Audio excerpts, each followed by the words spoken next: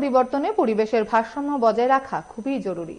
রাজ্যবাসীকে এই বিষয়ে সচেতন হতে হবে, তাই এখন বিভিন্ন পর্যায়ে মানুষকে সচেতন করার চেষ্টা চলছে। মঙ্গলবার কলেজ ও বিশ্ববিদ্যালয়ের ছাত্রছাত্রীদের সামনে এই বিষয়ে কথা বলেছেন সংশ্লিষ্টরা। আগরতলা লিচুবাগানস্থিত বাঁশ ও বেত উন্নয়ন ইনস্টিটিউটে এই অনুষ্ঠানে উপস্থিত ছিলেন বিজ্ঞান ও প্রযুক্তি বিভাগের মন্ত্রী অনিমেষ দেববর্মা। এছাড়াও উপস্থিত ছিলেন বিজ্ঞান ও প্রযুক্তি দপ্তরের উচ্চপদস্থ আধিকারিকরা।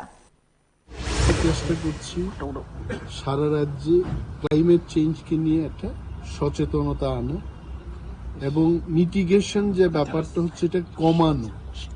কিভাবে এই যে ক্লাইমেট চেঞ্জটা হচ্ছে এটা গাছ বা ব্যাম্বো এই সমস্ত প্রজাতি যখন থাকবে না পৃথিবীতে তখনই কিন্তু এটা ক্লাইমেট চেঞ্জ হচ্ছে।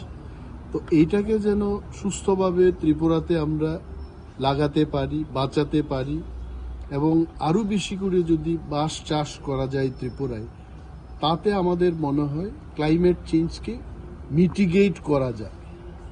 তো অ্যাডাপ্টেশন তো আমরা করছি, কিন্তু অ্যাডাপ্ট করেই কিন্তু সব কিছু হবে না।